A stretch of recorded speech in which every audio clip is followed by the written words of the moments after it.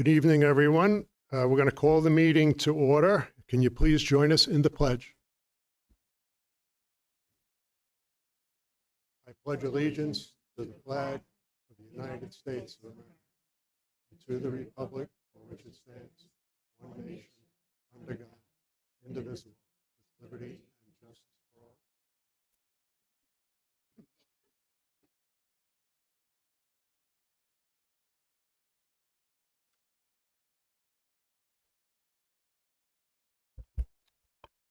Okay, we're at item number 3 is correspondence. I'm not aware that we have anything. We have nothing for that tonight. Moving to item number 4 is public comment session for items that are on tonight's agenda. I have no one signed up. So we move to number 5. We have a presentation tonight. Miss Katie Dow, would you please come to the podium?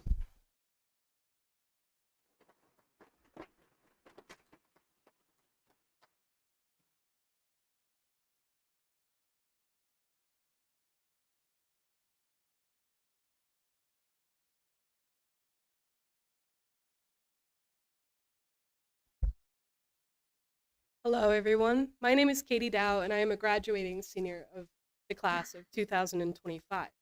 I'm here today, hopefully, for you guys to listen to my presentation. It is about the honoring of somebody who is very influential in my life.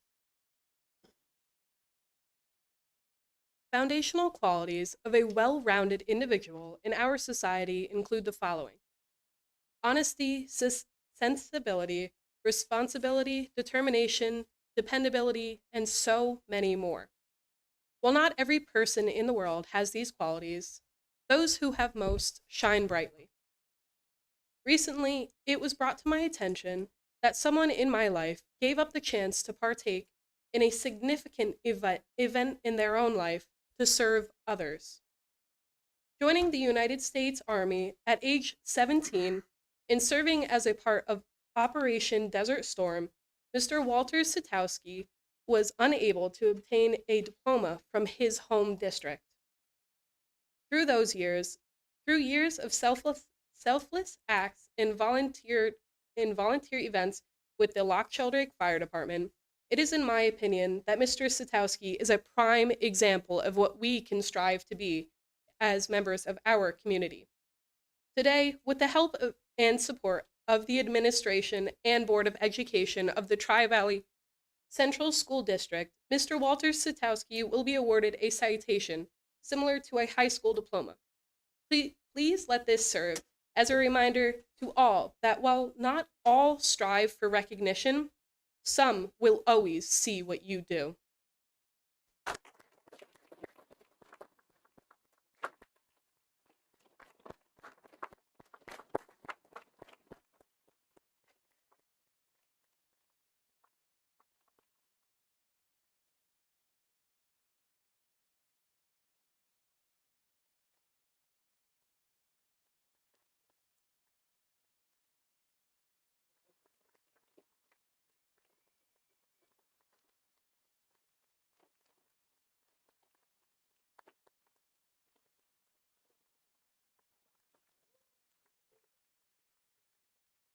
Thank you.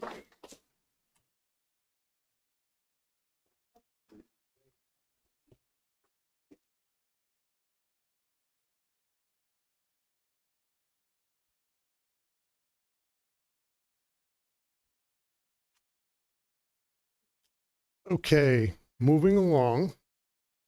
We have a number of presentations tonight. So our first one is going to be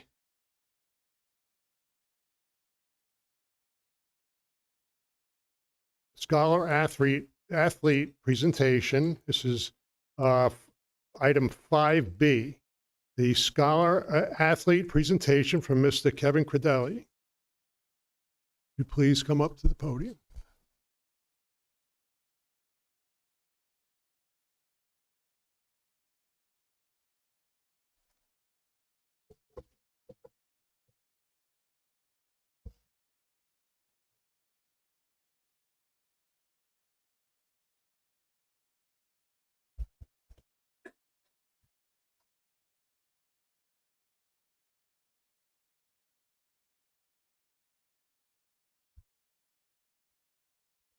All right, good evening, everybody.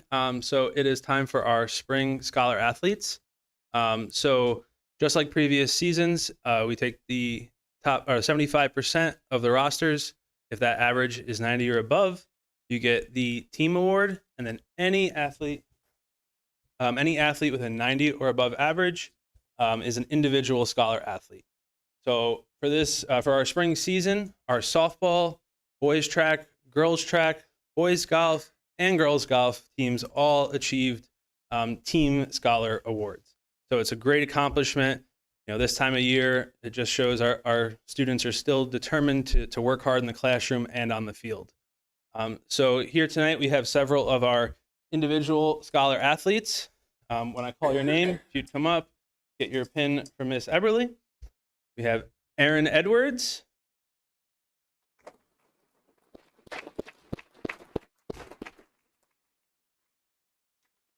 Abby Roof.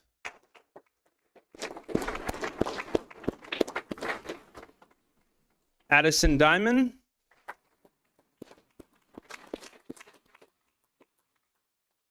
Alex Mead.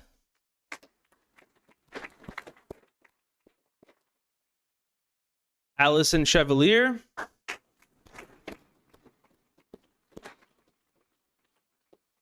Alvaro Aca Hernandez.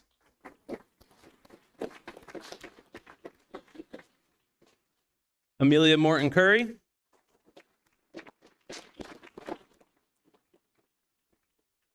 Andrew Kelly.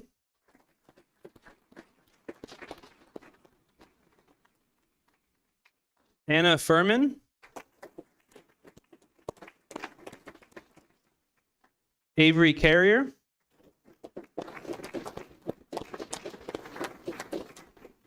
Bo Muller. Brandon Hugler. Bryn Poley. Celia Woods. Christopher Prusalis. Dakota Evans. L. Stanley. Emily Lusack. Emily Poley. Emma Richardson. Grace Dale. Gwen Redman. Hayden Sanders. Haley Prince. Jay Patel. Jenna Carmody. Gia Patel. Johanna Clark. John Botsford. John Woods Jr. Jordan Diamond. Josh Fanslau. Juliana Adams. Kenzie Cryer. Liam Wyant. Logan Noren. Logan Wyant. Maria Gelsomino.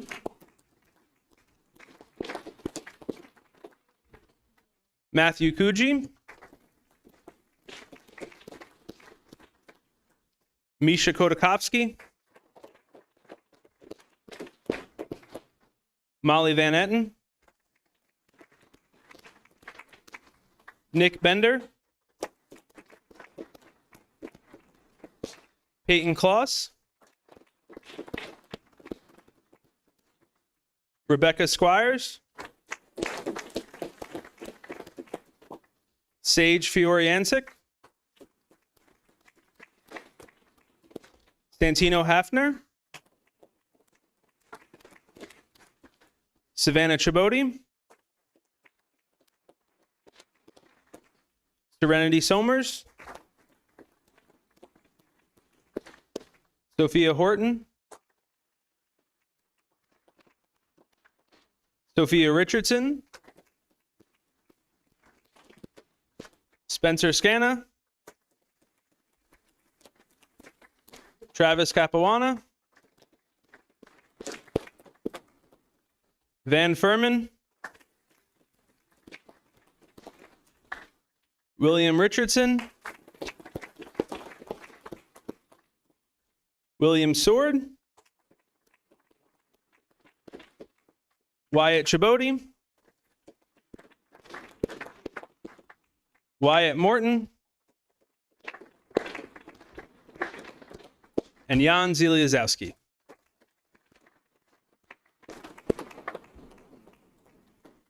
So once again, I just want to say congratulations to all of our scholar athletes. You might have noticed a lot of these names have popped up 2 to 3 times this season. All of the team awards are in the showcase by the upper gym as well. So we are just very proud of them, and good job, everybody.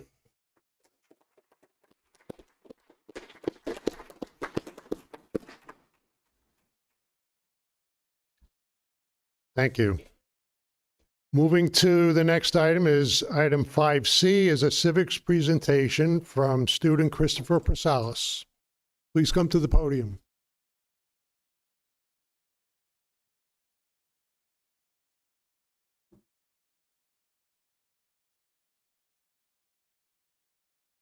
Christopher, you might have to turn the microphone on. I'm not sure if it's on. There should be a button. Talk. All right.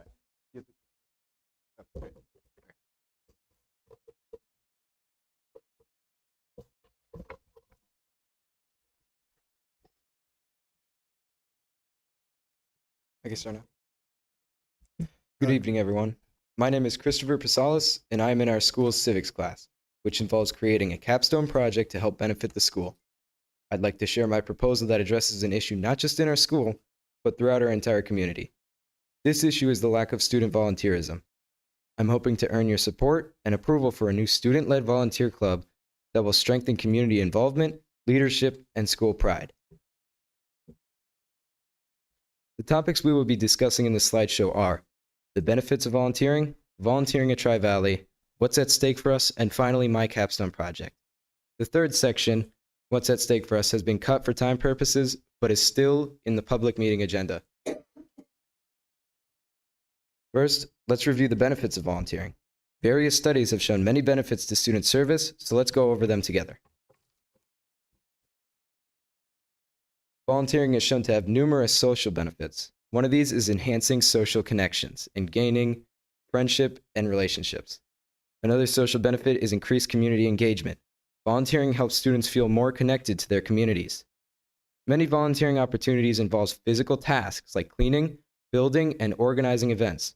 This helps students stay active. You can't forget about how volunteering benefits the student. Service work gives students opportunities to take initiative, work in teams, and help solve real-world problems. Service work also shows commitment, responsibility, and community involvement. Volunteering lets students try out different fields, helping them discover what they're passionate about. Finally, volunteering helps develop job skills. Through hands-on experience, students learn practical skills like time management, communication, organization, and problem solving. Volunteering is the ultimate exercise in democracy. You vote in elections once a year, but when you volunteer, you vote every day about the kind of community you want to live in. This quote highlights how volunteering is more than just giving time. It's a daily, active choice to shape the world around us. In this section, I'll be sharing data I collected through surveys, interviews, and forms conducted as part of my project. I surveyed 100 students in the high school. These responses are great ways to highlight real student perspectives on volunteering. How difficult is it to make time to volunteer in school? While some students are able to make time for volunteering, many struggle, especially during school hours. About 52% of students reported moderate to extreme difficulty in making time to volunteer. Motivation is another key factor in volunteering. About 55% of students report either moderate to extreme difficulty in getting motivated to volunteer.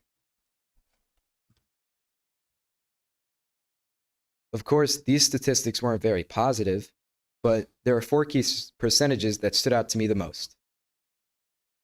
First, almost half of the high school students haven't volunteered at all this school year, which is a huge missed opportunity that I couldn't believe myself. Also, about 76% of the students aren't always informed about the volunteer opportunities we offer at Tri-Valley. 64% of students aren't even aware of the benefits of volunteering can bring. Finally, 52% of the students at our school don't track their volunteer hours at all. Now that we've looked over the statistics, I'd like to go over how I'm solving all these problems in Mr. Haynes' civics class. As a reminder, we skipped the 3rd section for time purposes. The first action I took in creating a bulletin board was creating a bulletin board near the nurse's office with updated opportunities and QR codes. It solves a common problem. Students said they couldn't find places to volunteer. Now, it's all in one spot. The next action I created to help this issue is the volunteer fair. This was a hugely successful event that inspired hundreds of students to volunteer. The Sullivan County Catskill Animal Rescue noted that they had over 50 students sign up to volunteer. This gave students insight on the neighboring volunteer opportunities we offer around our community. Students were encouraged to take flyers, sign up, and learn more about our local organizations overall. Here are some other great pictures of the volunteer fair. We had Frost Valley, Catskill Animal Rescue, Daniel Pierce Library, and the Federation for the Homeless come in. The next action I went with is starting a campaign on social media. I did this by launching an Instagram page that is quickly growing and inspiring. I have a QR code on the page that leads to a Google Doc with a ton of opportunities for the students. I've been successful at reaching hundreds of students, parents, and other community members with the page. And I hope in the future to get this added to the Tri-Valley homepage. Another action I focused on was educating students on how to track their volunteer hours. I went into numerous classes and educated almost every Tri-Valley student on how to properly get credit for their service. This action showed students that getting credit for their service isn't as stressful as they thought it to be. My final and most ambitious action is creating a student volunteer association, a club where students can earn hours, explore leadership, and take meaningful action in the community. While launching a new club comes with challenges, I'm confident it will succeed with the right support and will be passed down after my graduation for years to come. That's why I'm asking the board today to consider supporting this event and formally approving the club so we could hit the ground running right as next school year starts. I hope for the club to be open for grades 9 through 12. The club will have many volunteer opportunities tailored to a student's schedule and availability. The club will be led by students, but supported by the staff. I also hope to have awards for track volunteer hours and recognition at graduation or special events. We'll be active at school events and in the community, or speaking with guest organizations. We'll often be found at the Daniel Pierce Library, who has offered a meeting space for the club outside of school hours to host small parties after volunteering trips. I also have staff like Mr. Haynes agreeing to be a club advisor. This will help students build up their resumes and job applications. Finally, I hope to host yearly field trips to local organizations to help kids earn hours. I know this task can be difficult, but with all the support I get, I think I can make it happen. When I say the club will be led by students, but supported by staff, this is what I mean. Student leaders will meet regularly to plan and share opportunities, take on club roles, organize volunteer events, run campaigns and announcements, and encourage others to get involved. Staff will support the students by coordinating with school and community partners, handling logistics and approvals, offering guidance and consistency, and tracking and celebrating student involvement. I would like to thank all of you for your time, your support, and for considering this initiative that I believe can make a huge difference in our community. With your formal approval, we can make volunteering a way of life for every student who walks these halls.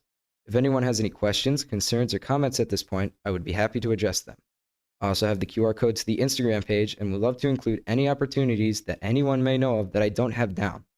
This isn't just a project, it's a movement, one that starts with a bulletin board, but ends with a school full of students who lead, give back, and shape a stronger Tri-Valley. With your help, we can make volunteering a way of life for every student who walks these halls. Thank you.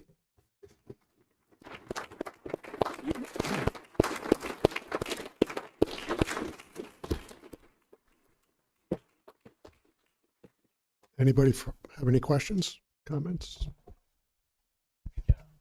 Chris, I just want to say I went to the civics presentation today, so I heard your whole presentation, and I'm so glad you took the initiative to move forward with having the volunteer hours tracked, because it's a part of graduation requirements. And kids, if you're not carrying around that piece of paper keeping track of all your hours, it's really hard to keep track of it over the course of 4 years. So well done, Christopher. Great presentation, and it's a really good foundation moving forward. Definitely. It was very challenging to coordinate with the guidance counselors, as it's proven to be difficult to get a system that works for the students, but it also works for the guidance counselors and is easy to copy it down for their records for graduating. So it was a lot of shooting ideas to the guidance counselor, and we eventually came up with Naviant's hour tracking, where they can just print out a sheet and hand it in directly to the guidance counselors. Anybody else? Fantastic job. I just followed your Instagram page. All right. Thank you, Christopher. Great job.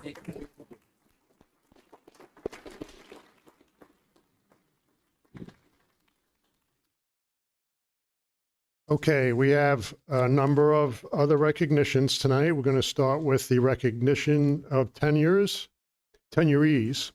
And we have the first two are going to be from Principal Kevin Elementary School, Kevin Carbone, the principal. Please come to the podium. Kevin, so each one of these is an action. So we'll do one and then we'll vote and then we'll do the second one. Okay. You got it. Yep. Thank you. All right. I would like to first begin by saying it is my pleasure to recommend Mrs. Megan Gray for tenure within our esteemed school community. Throughout her time here at Tri-Valley Elementary School, Ms. Gray has consistently demonstrated her exceptional skills, dedication, and commitment to fostering an inclusive learning environment. Mrs. Gray joined TVES as a library media specialist and continues to provide education to our pre-K through 4th grade students. Ms. Gray is constantly providing opportunities for our students to foster a love of reading by offering them a wide variety of books to read and also some meet the author experiences that she's brought into our school. Working closely with our faculty members, Mrs. Gray supports various curricula by extending learning activities from homerooms into the library, such as working on research projects, presentation creations, or even essay writing. Her students say that she is fun, and they love going to the library to read and learn new things. Ms. Gray makes an ideal candidate for tenure at Tri-Valley Elementary School due to her expertise in her area and her designing of learning opportunities for our students here. Thank you for considering my recommendation. Thank you. Okay, board, this is an action. Can I have a motion to accept the tenure resolution for Megan Gray? So moved. All right. Who is it? Motion by George, second by Rose. Any discussion? Please proceed to vote. Aye.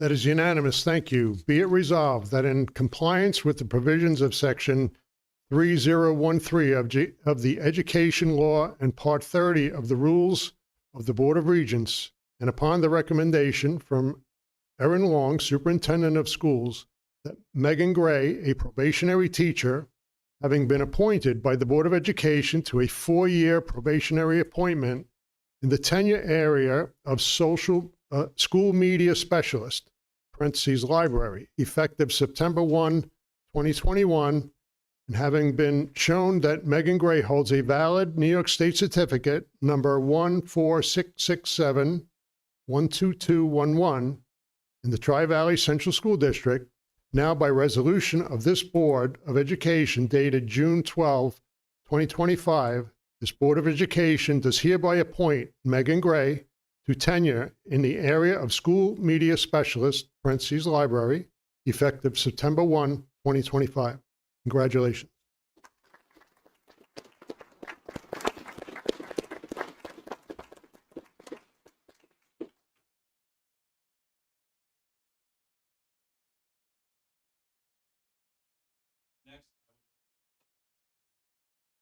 Next, I would like to support the recommendation for Ms. Jessica Seeley in candidacy for tenure within the school community. Since joining Tri-Valley Elementary School, Ms. Seeley has consistently demonstrating outstanding teaching ability, dedication, and a strong commitment to creating an inclusive and inspiring learning environment. Working as a third-grade teacher, Ms. Seeley works as part of a team to provide instruction that reflects the work of the entire grade level. She contributes to our building leadership team and brings ideas and suggestions that help the overall school community.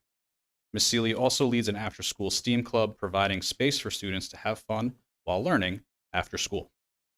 Her students say that she is kind and fun, and that the best part of her is how helpful she is. I'm confident that Ms. Seeley will continue to be an invaluable asset to our school community for many years to come, and that her students will be supported in their learning. Ms. Seeley is an ideal candidate for tenure at Tri-Valley Elementary School. Thank you for considering my recommendation. Thank you. Okay, can we have a motion to accept the tenure for Jessica Seeley? Motion. Motion by Nicole, Second. second by Rose. Any discussion? Please proceed to vote. Aye.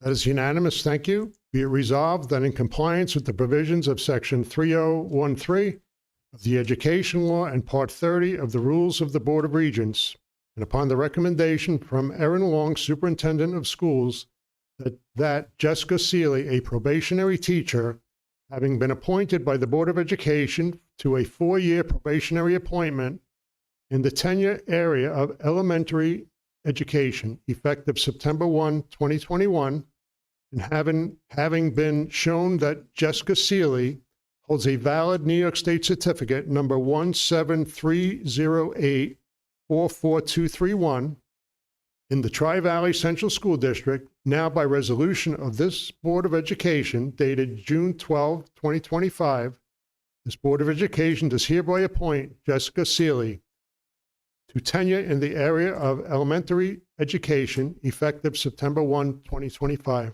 Congratulations.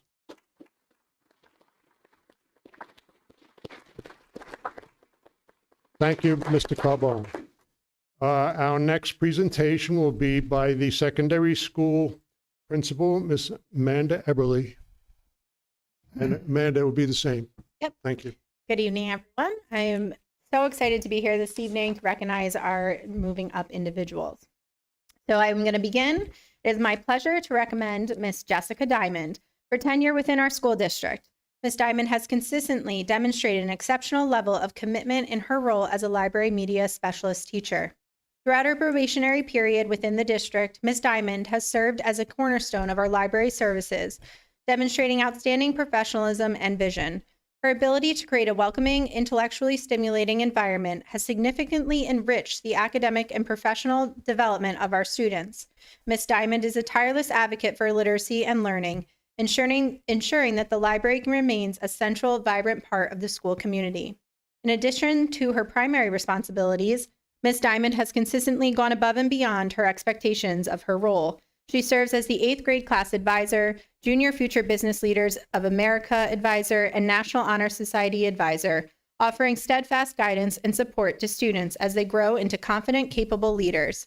Her commitment to character development and academic excellence in these roles is nothing short of exemplary. Moreover, Ms. Diamond is a colleague known for her initiative.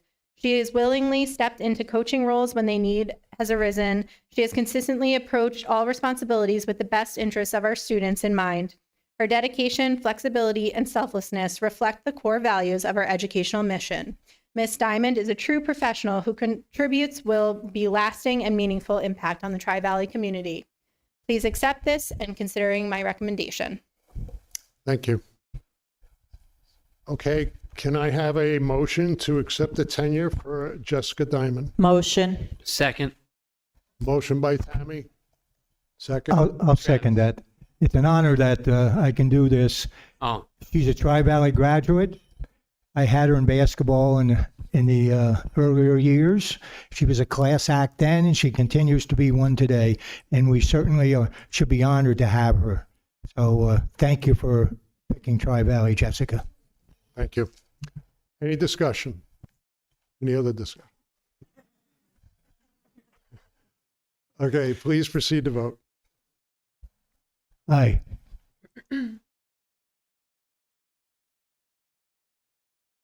That is unanimous, thank you.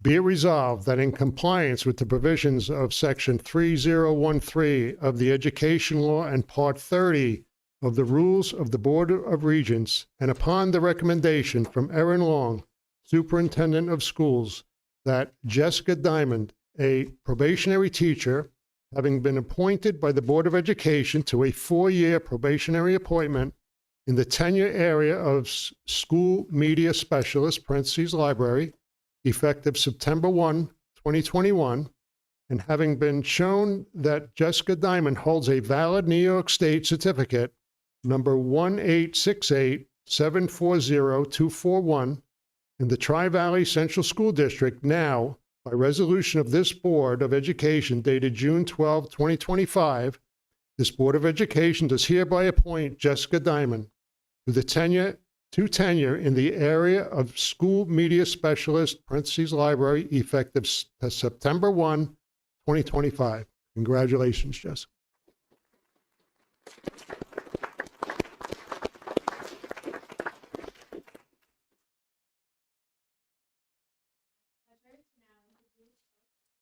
Miss Julia Gonzalez for her tenure within our school district.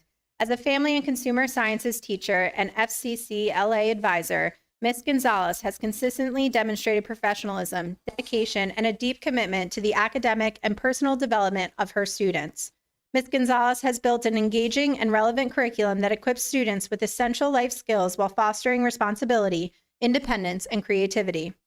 Her instructional practices reflect both content mastery and a thoughtful, student-centered approach that meets the diverse needs of learners.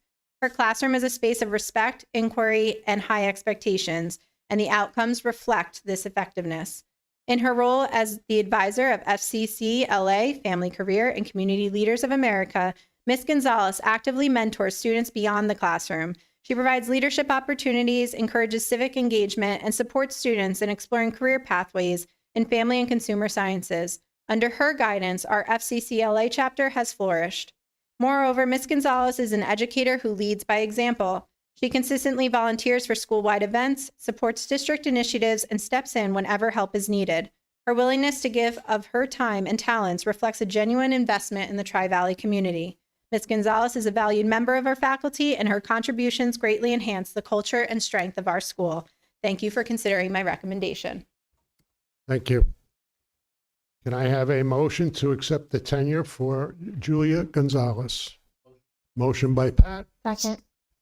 Second by Rose. Any discussion? Please proceed to vote.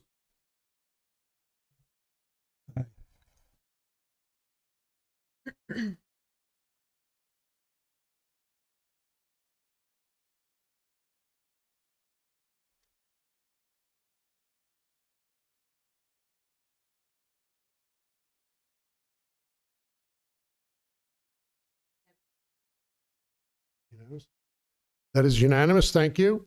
Be it resolved that in compliance with the provisions of Section 3013 of the Education Law and Part 30 of the Rules of the Board of Regents, and upon the recommendation from Erin Long, Superintendent of Schools, that Julia Gonzalez, a probationary teacher, having been appointed by the Board of Education to a 4-year probationary appointment in the tenure area of home economics / general, effective September 1, 2021, and having been shown that Julia Gonzalez holds a valid New York State certificate number 152-800-2211 in the Tri-Valley Central School District, now by resolution of this Board of Education dated June 12, 2025, this Board of Education does hereby appoint Julia Gonzalez to tenure in the area of home economics - general, effective September 1, 2025. Congratulations.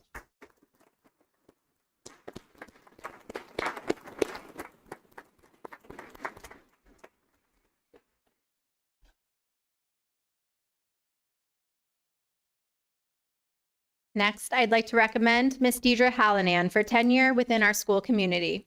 Ms. Hallinan is a secondary social studies teacher who has taught a range of courses and contributed steadily to the department over her time here. Her classroom instruction is organized and consistent. She maintains clear expectations and works to keep students engaged in the course material across multiple grade levels. Ms. Hallinan demonstrates a solid understanding of content and meets the instructional demands of the curriculum. Outside of academics, Ms. Hallinan is active in extracurricular programs. She coaches varsity boys soccer and modified girls basketball, where she effectively manages teams and maintains a positive rapport with her student athletes. Additionally, she regularly volunteers at school events and provides support when needed, which adds value to our school community. Ms. Hallinan has been a reliable member of the staff, consistently demonstrating professional growth. I support her recommendation for tenure based on her performance in the classroom, her involvement with students beyond the school day, and her overall contributions to our building. Thank you for considering my recommendation. Thank you.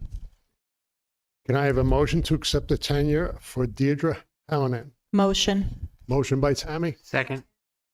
second by Pat. Any discussion? Oh, was Travis? Oh, Sorry, I'm Carrie. sorry. I'll take it. Thank you. Any discussion? Please proceed to vote. Aye.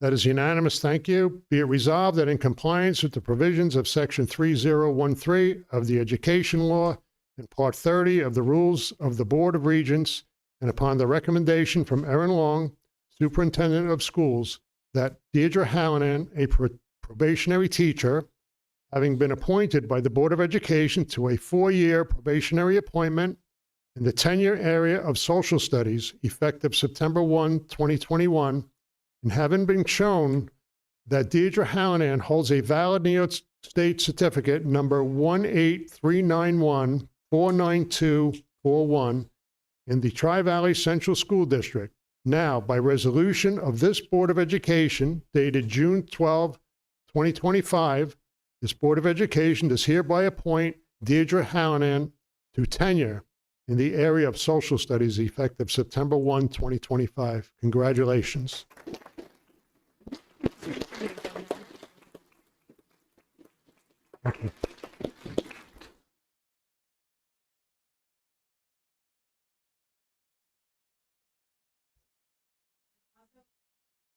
Tonight, I'm also recommending Ms. Nicole Mace for tenure within our school district.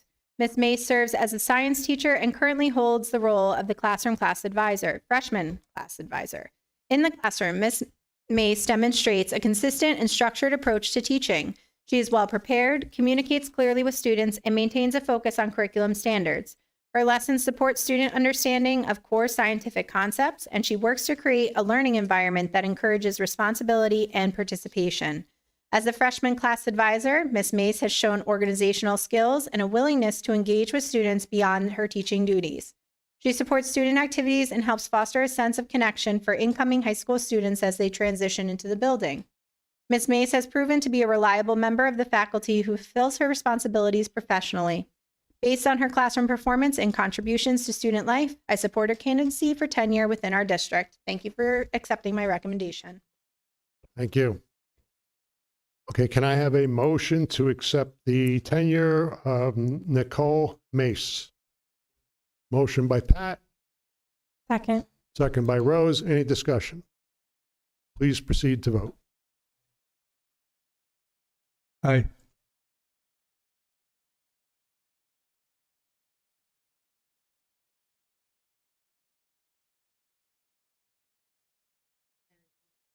That is unanimous. Thank you. Be it resolved that in compliance with the provisions of Section 3013 of the Education Law and Part 30 of the Rules of the Board of Regents, and upon the recommendation from Erin Long, Superintendent of Schools, that Nicole Mace, a probationary teacher having been appointed by the Board of Education to a 4-year probationary appointment in the tenure area of science, effective September 1, 2021, and having been shown that Nicole Mace holds a valid New York State certificate number 16955412331 in the Tri-Valley Central School District.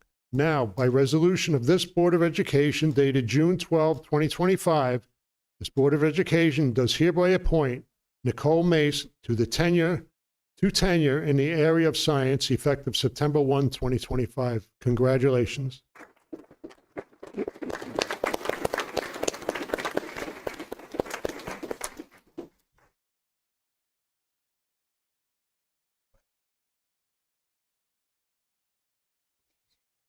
Next, I'd like to recommend Mr. Nicholas Pact for his tenure within our school district. Mr. Pact has fulfilled his responsibilities as a mathematics teacher with consistency and professionalism. He demonstrates content knowledge and a structured approach to instruction that supports student learning. In addition to his classroom role, Mr. Pact serves as an advisor for both the Robotics Club and the GSA Club. In these roles, he provides students with opportunities to engage beyond the academic curriculum in meaningful ways. His work with these clubs contributes positivity to student involvement in our school culture. Mr. Pact is also a regular volunteer supporting events and activities across the district. He is dependable and willing to assist wherever needed, which makes him a valuable member of the broader school community. Mr. Pact has met the expectations of his position and has shown a clear commitment to supporting students both in and out of the classroom, and he brings together all those within our school community with a willingness to strive for excellence. Thank you for considering my recommendation. Thank you. Can I have a motion to accept the tenure of Nicholas Pact? Motion. Motion by Kerry, second by Tammy. Any discussion? Please proceed to vote. Aye.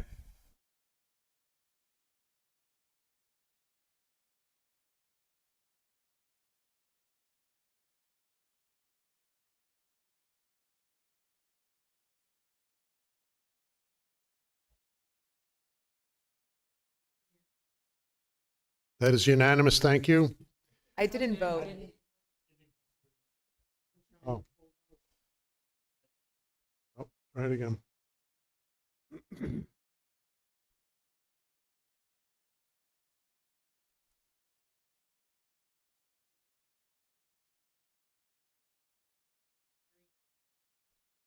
Yes. Carry intent.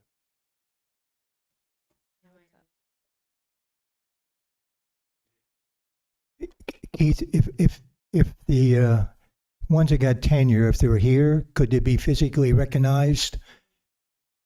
Okay, thank you. Now it is unanimous. Thank you.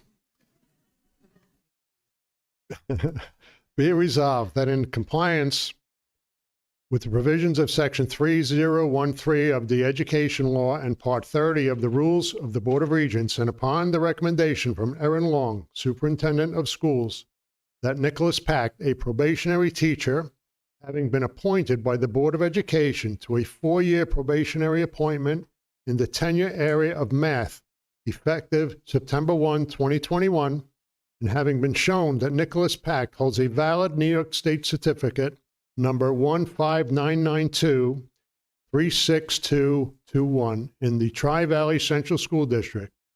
Now, by resolution of this Board of Education dated June 12, 2025, this Board of Education does hereby appoint Nicholas Pact to tenure in the area of math effective September 1, 2025. Congratulations.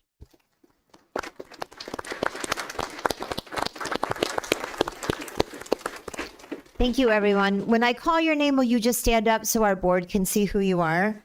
Megan Gray, Jessica Shealy, Jessica Diamond, Deidre Hallinan, Nicole Mace. Let me see what else I missed here. Nicholas. Nicholas Pact. We've got one more. And Julia Gonzalez. Congratulations, everyone. Okay, thank you. Congratulations, everyone. Thank you. Okay, we're going to move to, we're going to pause the meeting for 10 minutes for everyone to have refreshments, okay? And then we'll come back. 10 minutes. Retirees. No.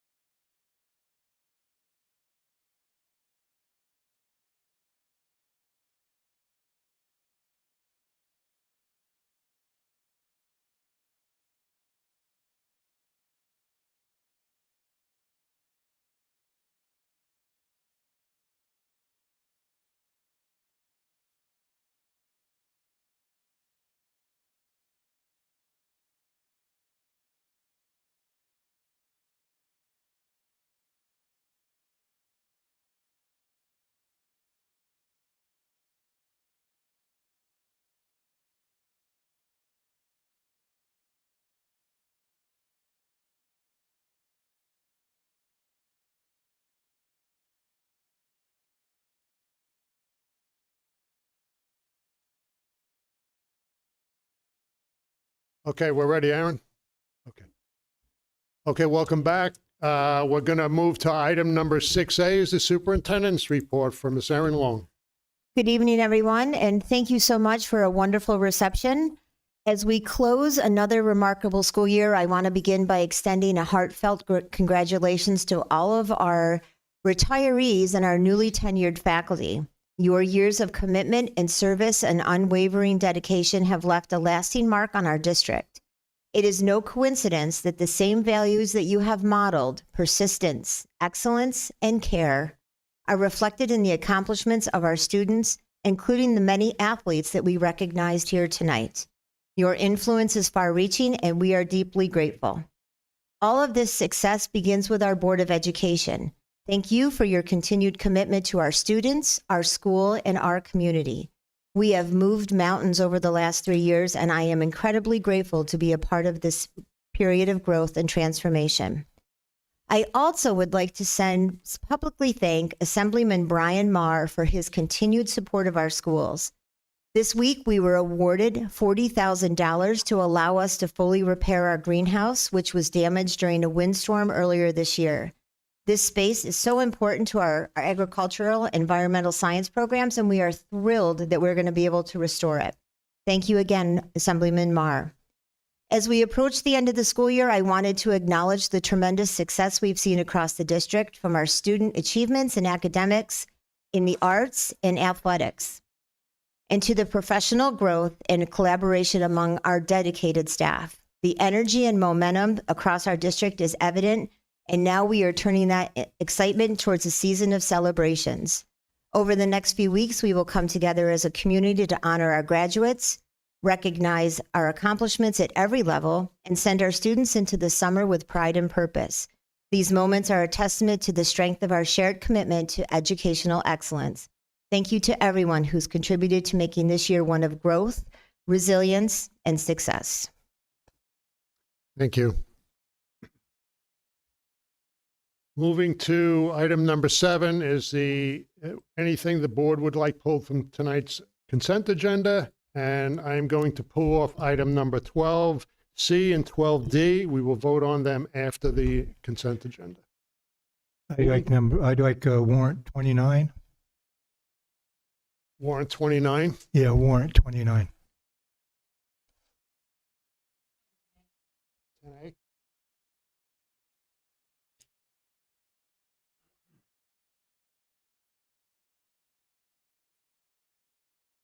Okay. Anything else? Okay, so moving to the consent agenda. Can I have a motion to accept the entire consent agenda, categories 8 through 13, with the exception of 12C and 12D and 10A? Motion? Motion by Tammy, Second. second by Rose. Please proceed to vote. Aye.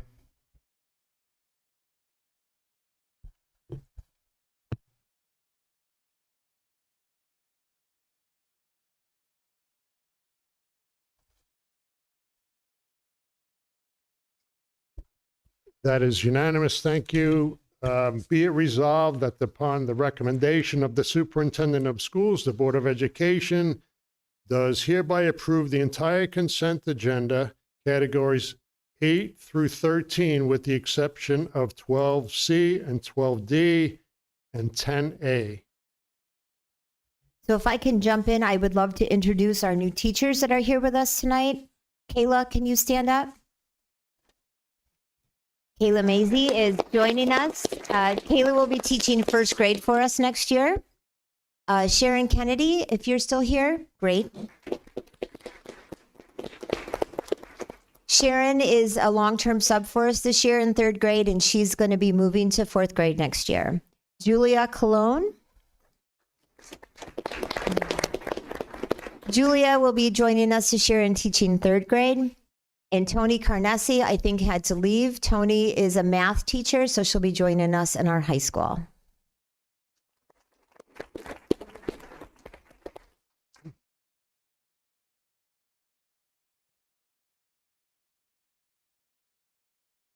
Well, welcome all the new teachers.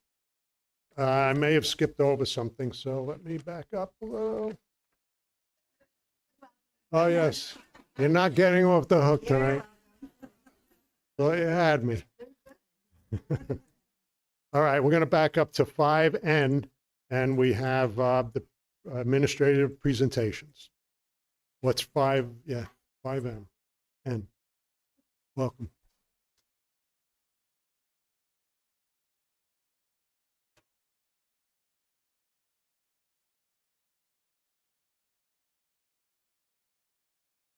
We were so close.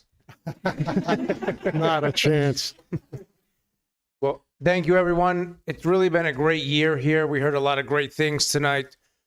Some of the teachers that we just tenured have been doing some tremendous things. I mean, Miss Gonzalez has been working with Miss Shealy's class. We have some third graders going all the way up to the Home and Career Center. They're doing an entire project on writing.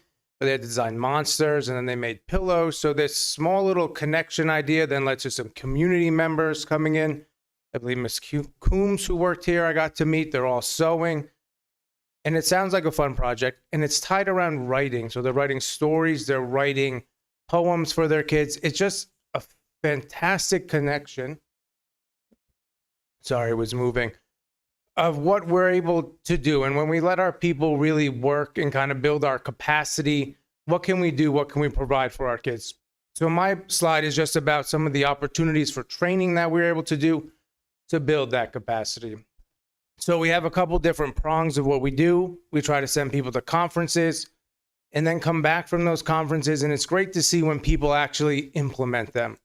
So Mr. Butler had a technology conference. He brought a couple people from the high school, a couple people from the elementary school. We then have a superintendent's conference day. They share out some new things that they learned. And then some of our teachers bring it in. And 2 weeks later, we have kids recording books. And then 2 weeks later, we have parents coming in with all displays. Just some wonderful connections to see where things are going. Then we have instructional partners. Those are partners that come in throughout the year. So we had an ELA specialist, we had a math specialist, and we had iReady training, which was a big initiative. They come in regularly to work with our staff and really build some skills and work with them and kind of pinpoint some areas that they need. Summer partners, same thing. Sullivan 180 has been fantastic for us this year. We're really trying to leverage some of the things that they can offer for our kids and our staff. Then we have instructional guests. So some of those are things that I find, some of our grade level leaders find, and can we budget and use our grants to bring in people for new perspectives? And then probably our most important thing, which we really do want to start leveraging, is cultivating our excellence within. We have very talented teachers, whole wide range of spectrums of skills and other things that they did. And we need to use them and we need to share out and really build a collaborative culture. So I miss Batiste here because she has been phenomenal this year. She's been working with me. She's really been helping us build this internal capacity. She knows the staff better than I do. She's been here a little longer. And we're using people to train. So I'm going to let her talk about some of the trainings that she's did and some of the other things she's been working on with us. But we've been very happy to be able to utilize her capacity and utilize her excellence and talents to help us grow as a district. So I've been really fortunate this year. I've been able to work with our teachers and staff and our students. So with AI, we are buying into Magic School, which is a program for teachers to use. So really, one of the most valuable things that teachers say is their time is really valuable. So how can we help them save time and still be effective and have wonderful learning opportunities for our students?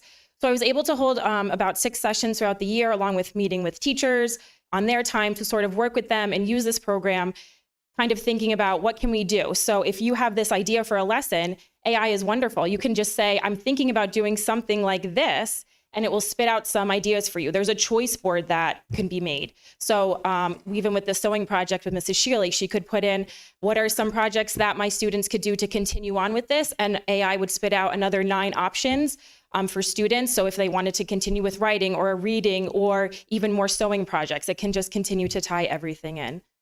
As you know, too, the hydroponics has been a wonderful, fun project for me this year. I've enjoyed working with the teachers. We've been using technology. We've been working with the children, the students, cultivating the lettuce, and we're currently still growing the basil. So hopefully by the end of the month, you'll have some to try. The students are doing writing, they're working on the computer, they're continuing to read. So really getting all of our subject matter into one while the kids are just having some fun. So thank you so much for giving me, the opportunity to work with everyone in our building. Thank you.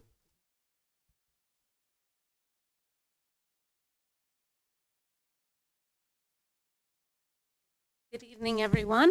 So I just wanted to let you know we're wrapping up all of our meetings this year, really delivering some individualized services and supports to the students, whether they have, they're under the Committee for Special Education, Preschool for Special Education, or have a 504 plan.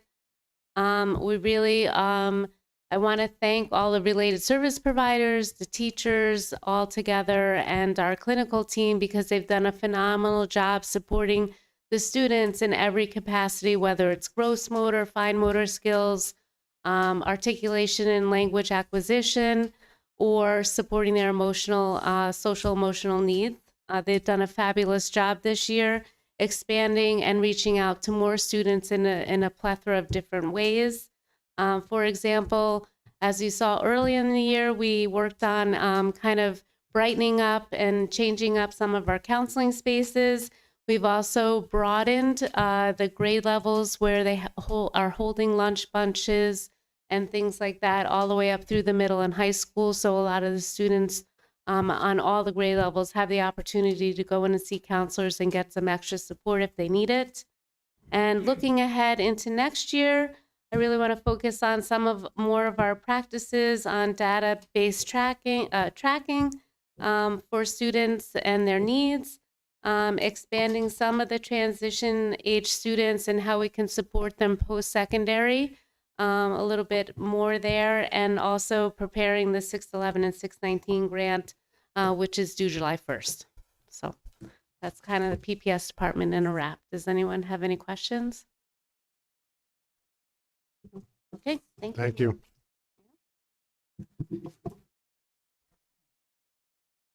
And good evening, everyone. So we are wrapping up in the MTSS department as well, although we've got a very popular office at this time as the students are also wrapping up their school year. So we've had some activities going on in the MTSS office. However, we at the same time are also concluding some of the elementary school work. So what you're seeing there is just some overall numbers as far as the support for the elementary school and some of the students and staff down there. We held a ton of meetings this school year, but we were able to review 23 students. So that number of 23 represents 23 students who were recommended throughout the school year to the MTSS office where teachers were looking for some support for their students. So after the teachers doing the work, getting to know their students at the beginning of the school year and finding some particular pockets of some difficulties that students may have been having, whether it was an academic concern or a behavioral concern, the teacher would refer them to my department. And from there, we would go ahead and monitor those students for the school year. So when you look at the number 23, that's approximately where we want that number to be for a building of a pre-K to 6th grade. And some of those students were given support. They were able to go right back to the classrooms and they would just continue to be monitored from there. Some of the students needed to be referred for some of those clinical supports or some of those other providers as far as OT, PT, or speech. So we were able to get student support there. And some of those 23 students needed some more special attention or more specific testing. And from there, those students would have been referred to the special education department. But we had some great success there. I'm really excited that some of the forms that we created using our Panorama system were very helpful for the teachers. They were able to fill that out and get their meetings scheduled right away so that we were able to give support to students and be able to put them on the right path for success this school year. I'm going to skip down to the attendance percentages. I know that our last meeting, we had some conversations and some requests to have some attendance reports and presentations done. That did not go unheard. Spoken this long, we certainly have a plan to be able to show what some of the attendance ratings look like for this school year. There's a plan to do that over the summer, but for now, just some preliminary numbers for you. The elementary school, at the time that the report was ran, which was just last week, it had an average of 92.69% attendance rate. The secondary school was running on a 91.13 percentage rate, and that is for the year. You see there the grade levels that were scoring the lowest. We expect, as far as the elementary school is concerned, our UPK and kindergarten students, for some of them, just their health, and then also really stressing to families the importance of students coming regularly. And that was where some of the PTO conversations that happened this school year and some of the future goals will be to really target those grade levels so we can start good habits. And then looking at our seniors, especially at this time of year, they have a lot going on. And a lot of our seniors, we can certainly know and we experience them, they're working and they're trying to prepare for their futures. So at this point, really the idea would be to target our current juniors, next year seniors, to be able to be sure that we're emphasizing the importance of them coming to school and figuring out ways that we can support them to make sure that we can try to get that senior class have better attendance rates so that they don't impact negatively our overall attendance score for the school year. Looking at some other things that the MTSS office is doing in preparation for next school year is we're referring and supporting students in getting their school physicals now in order to be prepared to engage in athletics in the fall. For those of us that know, especially our junior varsity and varsity sports start during the summertime, it's hard to get kids back in and get them registered through our sports, to be sure that they have their school physicals on file so that they can begin their athletics in the summer for the fall. So I do want to do a quick advertisement and commercial. We have a doctor, a medical doctor that we have a contract with. That medical doctor comes into school and that school physical is free. So it's certainly a benefit to our working families to not have to take a day off from work, to have a student miss a day of school in order to get them to their pediatrician, to get their school physical in order to engage in athletics. So I just wanted to give that quick commercial. Every time a student came in that showed interest, and I would make them show interest in participating in sports or participating in extracurricular in the fall, I was sending their name right to either one of our school nurses, whether it's the middle level or the secondary school level, so that we could get the students signed up to get that free physical. It happens during the school day. They get pulled out of class for a few minutes and then back to class they go. Certainly an excellent perk for our working families. And finally, as we're closing up the school year, continuing to support our students and finding really what will bring them into school as we're looking at some future plans that New York State has, and we're waiting to hear more, but we know that they have them, is really finding students' pathways. And for pathways for me means the student passion. So as you see in those pictures there, we were able to retire our administrators who were substituting in our bear mascot suit. They no longer need to go in that hot thing. We do have a student who is one of our frequents with the MTSS office. We were trying to find his passion and trying to find something to direct his energy. And we had an opportunity to have an advertisement for our book fair that the PTO sponsored 2 weeks ago. And we took a shot and he has taken the lead on it. He was outside during our dismissal with our families who were lined up, waiting to pick up their students at the end of the day, entertaining them. From there, the bear was able to come across the street and go join the elementary school students as they dismissed. And when I tell you in that first photo there, that is the bear hiding behind the pole. I did have to calm the bear down from going into any vehicles because he was just taking the bull by the horns or the bear by the horns there. But that is really ultimately what this school year has been like for me in the MTSS office, is really being able to work with students and find what will continue to increase our attendance rates and enjoy the smiles on the elementary school students' faces in the same time. Thank you. Thank you. If I may, what do you contribute to UPK in the kindergarten? What was their percentages? So the UPK in kindergarten percentage, I don't have those exact numbers. The number that you're seeing right there is just the average for the school year for UPK to grade 6. Now, as I mentioned briefly before, with our UPK and our kindergarten, our youngest students, when we put them in a building, unfortunately, they get exposed to a lot of other students within their classroom. And oftentimes that's just sickness. That's just germs. That's just the students getting their immune systems built up, because prior to this, they've just been home or in a nursery school of maybe 10 other students. Now they're in a school community where they're exposed to many other things. However, it is a goal. certainly in working with the PTO for next school year, we want to be able to get information out to our families of our youngest children saying, yes, if they don't feel well, if they're running a fever, keep them home. However, at the same time, really communicating and fostering good habits so that the students get into the routine of every day I go to school. What's the academics for like a day for kindergartners? What do you teach them? Okay, so is reading involved in that? Oh yes, I mean as early as UPK. So, if you do know the percentage of the kindergarten kids that were not here, that's going to impact your success rate of those in first grade next year's reading. And we are behind in reading nationally. So how do you propose to address that? That's a great question. So there's multiple flyers. There's actually an Attendance Works website that addresses all of these things.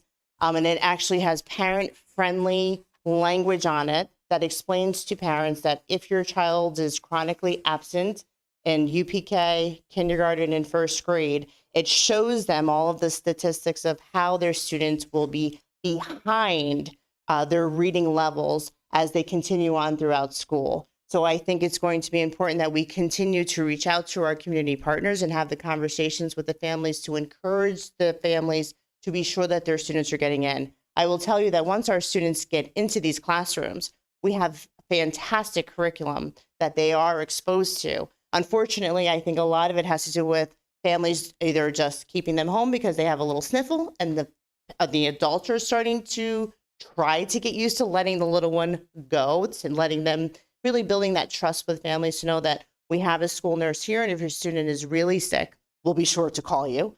But I think that we just need to continue to show families what those statistics, what those numbers look like, and have them understand, which is hard to do, but have them understand the impact of the student staying home.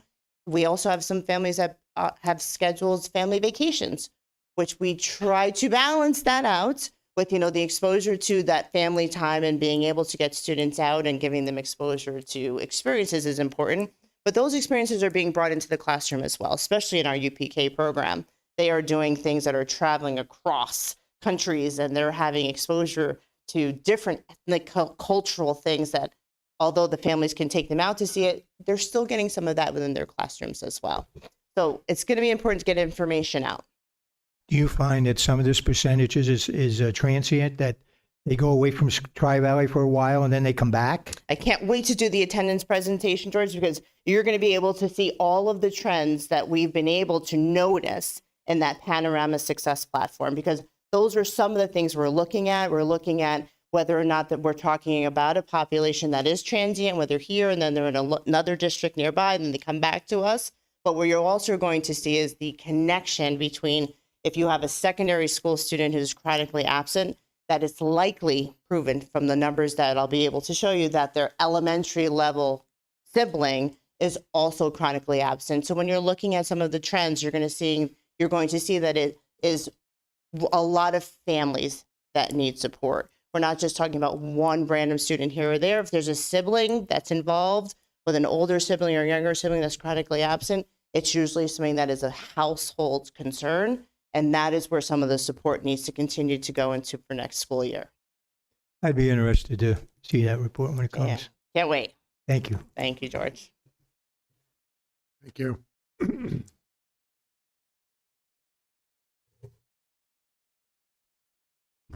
Good evening, everyone. So I wanted to give kind of a quick summary of the major things that we've taken care of in the tech department so far this year. This is by no means an exhaustive list, but I think that one thing that every one of these bullet points has in common is pretty much every one of these represents months of research, planning, execution, and follow-up by our department. So we completed a network switch refresh of all of the switches, with exception of our core that was done the previous year, throughout the school. We did a major change in the way that our VPN, which is remote access. So if a staff member is accessing our network from outside of the network, VPN is how that's accomplished. And we really changed a lot of the way that architecture works and really secured that in a way that we were seeing literally thousands of attacks a day We were having teachers who their accounts were getting locked out because somebody on the outside was trying to guess their password. And we have the system set that after a certain number of incorrect guesses, it gets locked out. This change addressed both of those things. It took a major step towards securing our network, and it stopped those malicious lockouts for staff accounts. We made significant advancements on our incident response and disaster recovery plans. There's still more work to do on that will continue into the coming year, but we checked off some major checkboxes this year in that realm. Every single member of our IT staff went through what's called CISM, or Certified Information Security Manager training. This is a very high level conceptual security, information security training. A major certification. We didn't have everyone sit for the certification. I've held the certification in the past, so I knew the value of everyone in our department having that security mindset. So we did that through the first 2/3 of this year. We just finished actually migrating to a new help desk system, which will allow us better inventory management and tracking of all of our assets. We made major security improvements to all of our student network accounts, in particular our high school students. We saw a number of accounts that had weak passwords and things like that. So we went through, did a lot of training and password resets with those students. And finally, we made a major change to the way the local administrator accounts work on all of our PCs throughout the school, so that if one PC was to get compromised by malware, and often it's a relatively elementary process for malware to then compromise the local administrator account on that. In many areas, the administrator account on one PC, the password is the same across all of the PCs. That's not the case here. Every single PC has a different password, and that password is cycled multiple times throughout the day or week. So it's a moving target, and it really gets rid of that vulnerability. Any questions? Thank you very much. Thank you. Okay. Wrapping up our school year, we are in full swing, as Ms. Long had mentioned, on all of our celebrations and things going on. We had our third quarter honor roll celebration. Our fourth quarter honor roll will be released shortly after school ends. We had a National Guard Assembly recently on resilience. We had that for grades 7 through 12. We're working on things for next year. We've adding to the capacity of our staff, their passions and what they wanted to see from our students and what our students are requesting. We've added 8 new courses for the next school year for 25-26. We're continuing to meet and discuss with SUNY Sullivan, adding courses and really tightening up that partnership, our processes around that, and our credits. So we are hoping and working with them to add 4 new college courses for the next school year as well. Our region schedule and grading is in full swing and commencing. We started this week with our geometry regions yesterday, and we are continuing to move through with that. We are lucky to have the staff that we do who can grade a lot of our exams in-house. The turnover is very quick with that.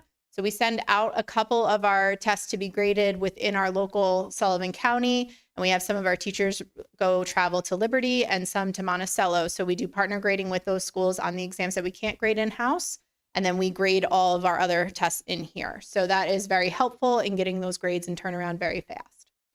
Then just some spotlights on our class of 2025. We are almost to that finish line. We are pushing. The staff has gone above and beyond. Our counselors have gone above and beyond, really getting those students to the end. And we are working day in and day out, making sure that they're still striving and still pushing and still here to get there. So last night, if you could have joined us, we had our senior celebration where we gave out over $220,000 in scholarships, all thanks to our local community, colleges, and our obvious students' accomplishments. It was fantastic to see. This senior class has performed over 10,000 volunteer hours, a lot of those being done just within this last year. 86% of this senior class will be continuing to higher education. 4 students in this senior class will be enlisting in the military: Joseph Douglas, Ariana Small, Caitlin Stunglis, and Nicholas Bender, who we honored last night as he's leaving for the Air Force Academy before our graduation ceremony. We also have provided multiple opportunities for the senior class.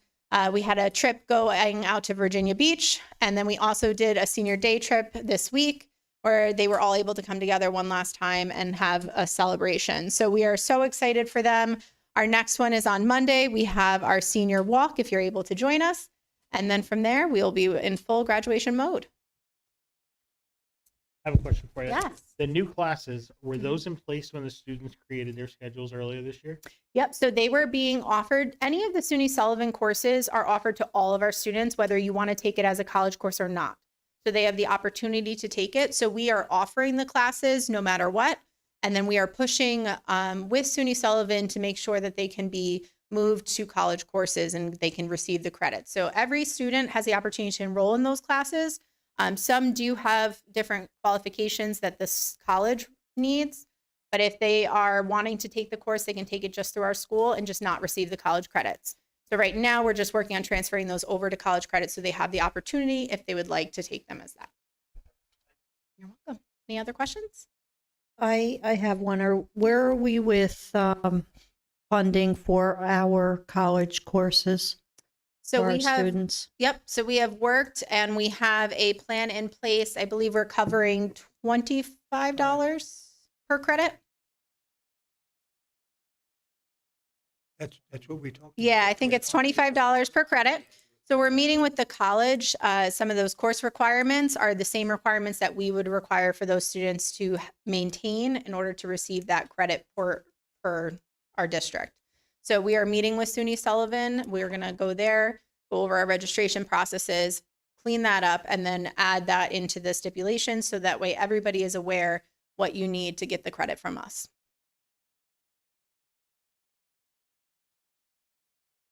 What about financially covering the cost of? Yep. So the Okay. district will pay $25 per credit based Okay. on the requirements of what they need to complete for SUNY Sullivan. Understood. Thank you. So we're covering a portion of that credit. Okay, thank you. Thank you.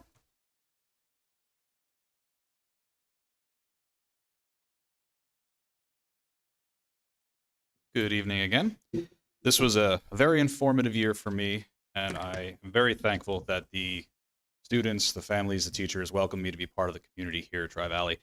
I wanted to point out some of the work that our student council has done over this past year. It got a late start. We were looking for an advisor in the fall. Mr. Boyce was able to step up and become the advisor for the student council. One of their projects this year was cataloging our emergency drill buckets. So when there are issues that take us out of the classroom for fire drills or evacuations, the teachers all have these buckets with materials in them with food, water, other types of materials that can help them stay warm if it's cold outside or such like that. Some of the things were expired, and our student council took it upon themselves to inventory and catalog everything that was there, get rid of the expired materials, and then have a list of things that we can reorder to replenish those buckets. They also, if you look around the school, they're still up, all these little posters thanking our staff for their service with the students. During our staff appreciation week, the student council got together, created posters for phys ed, for art, for music, all the different grade levels, and we're able to post these up in the hallways for the teachers to see, and it was a complete surprise to the teachers and the aides that were walking through when they saw them.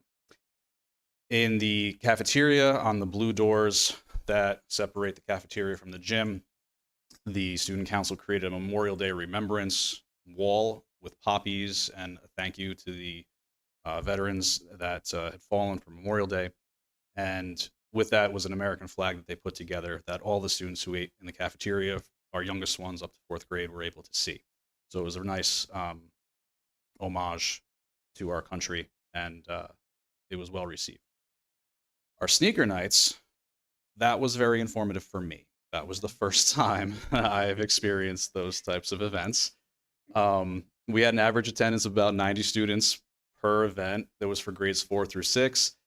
Next year, we've got some plans to extend it to outside if the weather is nice. There was a softball game on the last one, so we didn't get to go up and play kickball. But the students had a great time dance partying, and our student council, they run the show. They tell us what they need. They get the materials set up. Mr. Boyce runs over to the Neversink to get the pizza. And we have great parents that help out and make sure that the event is safe and that the kids get home to the right people. So Overall, which was my big thing. Overall, the sneaker nights were a great success. The fourth graders loved it because it was the first time they were able to kind of cut loose, and it was a good thing to see. So we've got some work to do with student council next year. Hopefully, it gets off the ground running as soon as school starts. But our kids are really looking forward to it and leading and serving our school. Good evening, everyone. As we wrap up our school year, we have our final upcoming events. We have our honorary Ruth Scully Award ceremony tomorrow, and we are honoring students in grades K through 6. We are very excited about, just giving them their flowers because they did so well this school year. So we're looking forward to that. Our UPK graduation is on the 17th of this month. It will be in the theater at 5 p.m. And last but not least, we have our 6th grade moving up ceremony on the 25th. So looking forward to those final events this school year. Any questions? Thank you. Thank you.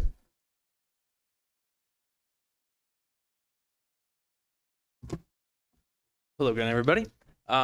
So as we are wrapping up our sports year, I just wanted to take a moment and just thank all of the coaches and parents, cast, the ag department for all of our senior celebration help. Obviously the teachers who have been so willing to work with the early releases to get to different events, buildings and grounds who's worked so hard this year with all of the rain and other weather events. I mean, our fields were in fantastic conditions, and obviously all of you for your continued support.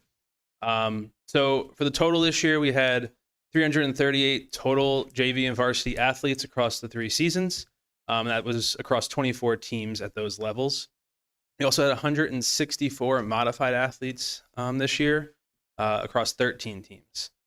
I'll be honest, at the modified level, the growth that I got to see from the beginning of the season to the end was incredible. A lot of those 7th graders who really, learned what it was to be on a team and really contributed, and the 8th graders really guiding the way on modified. Our success at the varsity level, as you can see, a ton of division championships, section championships, and state championships, which, according to the rankings, Friday and Saturday, we could be adding a few more to that list. So our track team will be headed to Middletown on Friday and Saturday for the state championships.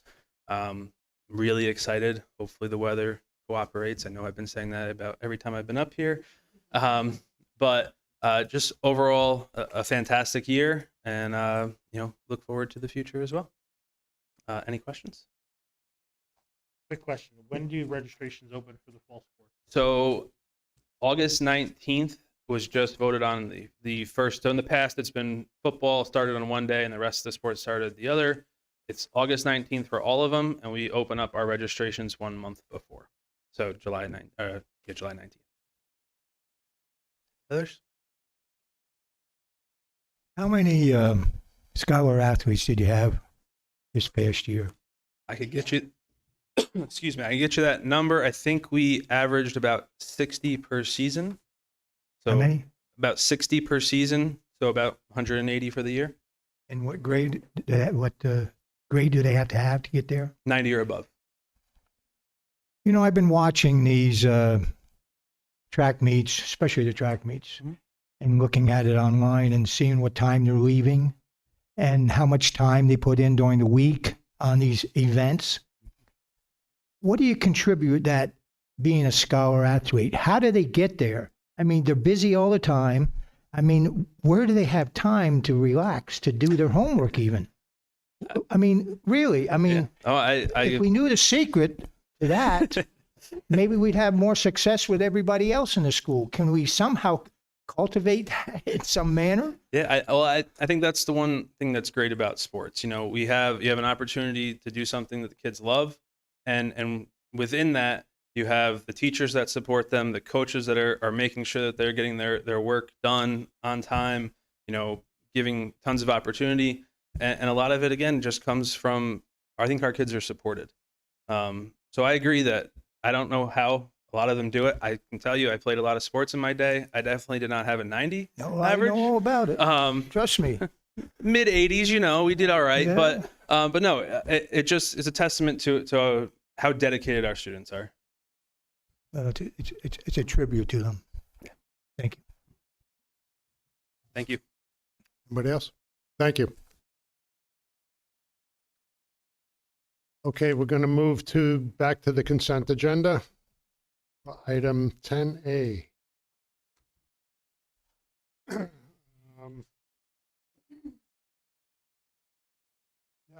I have a motion to approve warrant number 29 and associated claims order report? Motion. Motion by Pat, second by Tammy. Any discussion? Yeah, on the agenda, I'm rather confused. Are we doing 29 or 25? We're doing warrant 29, 10A. Okay, in mine it says as well 25. So I just want to make sure if that's going to be a official copy, we need to address that. What he's saying is where it says be resolved, it says warrant number 25. Oh, But so in the resolution is a type? yeah, but the subject is warrant 29. Well, is the numbers on the warrant. Let me see. It's 29. Okay, so we are doing 29 then. So Okay. The type. Question, one of the questions I have in reference to two guest chairs. What is it? Is it actual chair that you purchased? I don't know what page. Mine don't have any pages on it. At $1,300, almost $1,400. It's just a financial question. That's all. It's on the first page at the bottom, last one at the bottom, the first page of the actual warrant.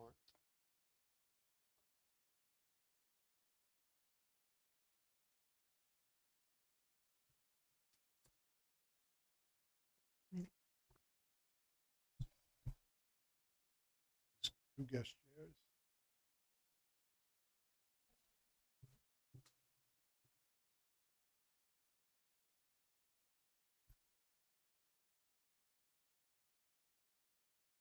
Page 2.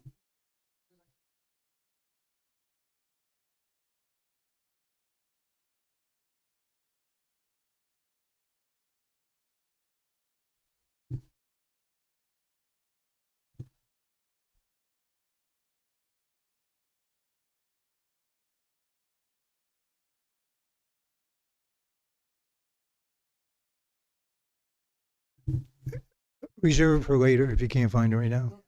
That's fine. Okay. And then page 5. Now, I'm still getting used to this kind of stuff, so please bear with me. Under the last column, financial services, the second one down, it appears it's a payment for maybe Medicare, Medicaid, something to do with retirement, Social Security.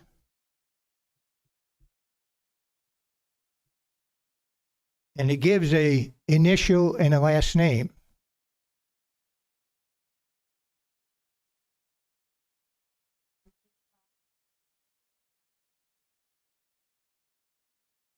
If it's, I take it as a person that had passed. So I was wondering if they're still getting.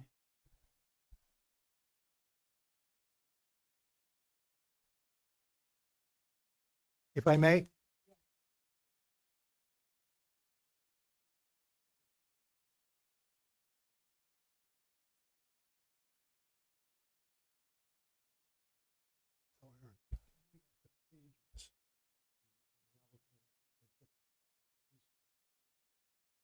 So the page at the top is one ahead, so it's off by what the actual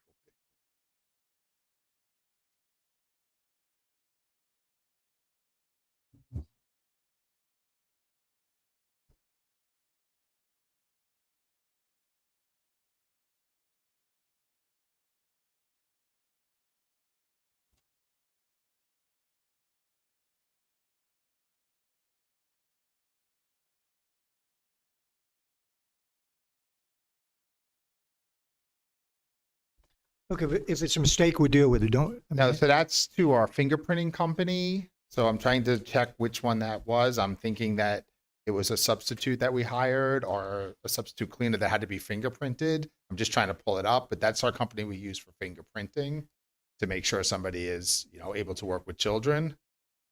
So I'm just checking. Well, the initials I was just referencing. Right.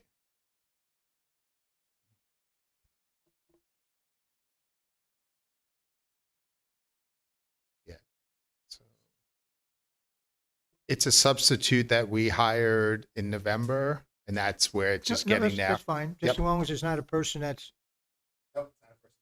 315 years old, still getting Social Security. No, not at all. Okay, thank you.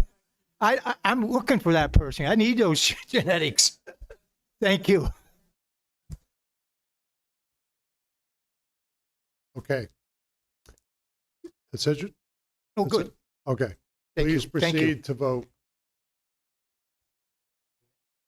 Aye. Be a hand vote. It is unanimous.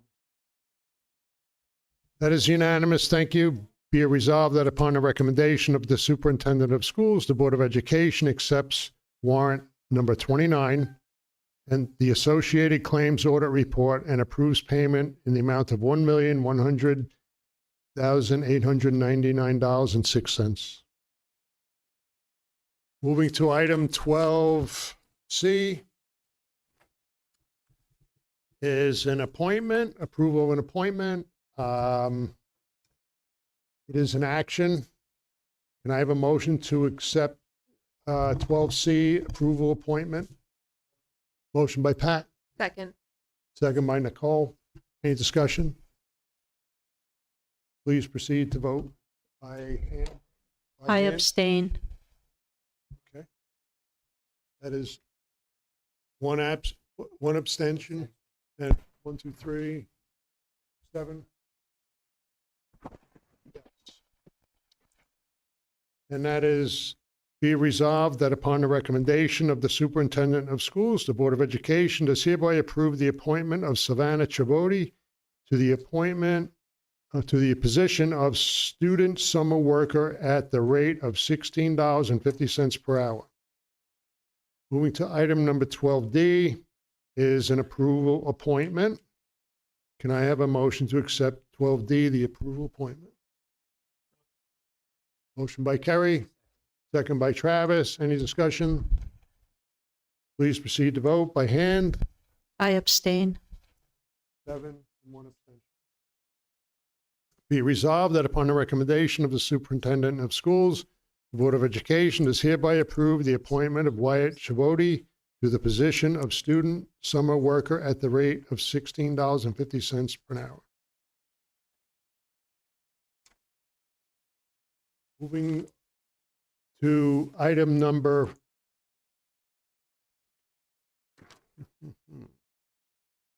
is consent agenda. Item number 14 is board committee reports. We have nothing this month.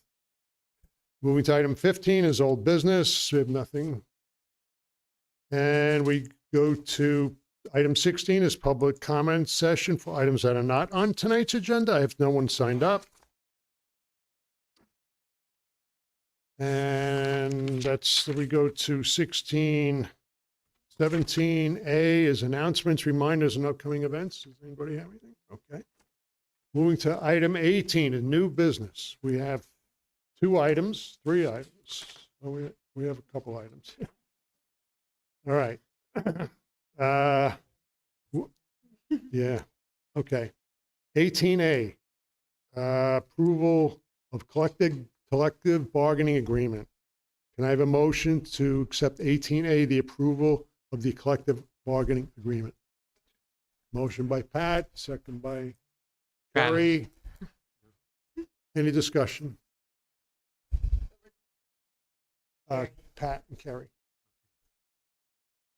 Please proceed to vote. Aye.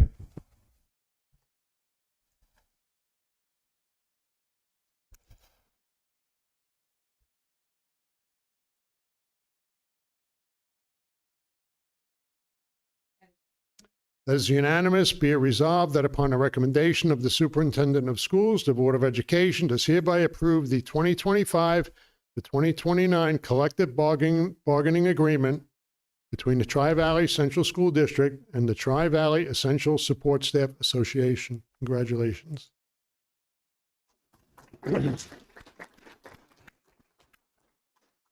Moving to item number B, 18B, is approval of acceptance gift from the class of 1975. Is an action. Can I have a motion for the acceptance of the gift from the class of 1975? So move. Motion by George. Second by Pat. Any discussion? I hope it doesn't get lost. Say that? I hope it doesn't get lost. Anybody else? Thank you. Please proceed to vote. Aye.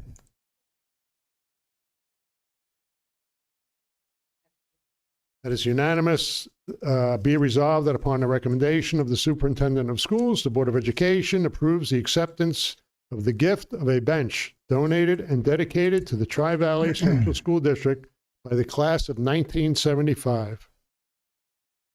Moving to item number 18C is the approval for the solid waste removal bid to 2025-012. Can I have a motion to accept the solid waste removal bid? Motion by Tammy, Second. second by Nicole. Any discussion? How many bids did you receive on that? Just one.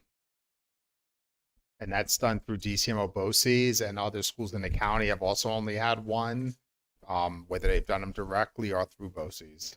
Same supplier? Yep, correct. Interesting. Thank you. Anybody else? Please proceed to vote. Aye.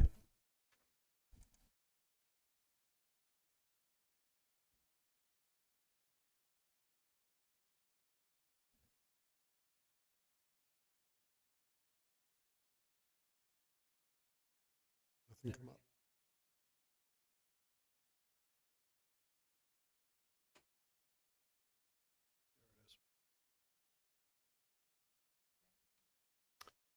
That is unanimous. Thank you. Be resolved that upon the recommendation of the superintendent of schools, the Board of Education does hereby approve the award of the solid waste bid removal 2025-012 to Thompson Sanitation for $47,181.72. Moving to item 18D is the approval of the memorandum of agreement. Is an action. Can I have a motion for the approval of 18D, approval memorandum of agreement? Motion. Motion by Rose, second by Pat. Any discussion? Please proceed to vote. Aye.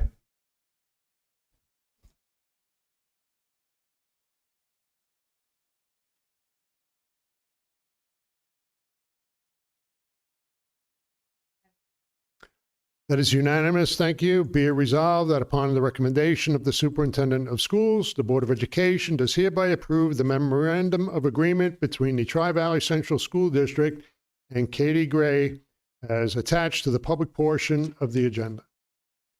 Moving to item number 18E is the approval for preschool-related services contract. It is an action. Can I have a motion for 18E, approval of the preschool-related services contract? Motion. Motion by Travis.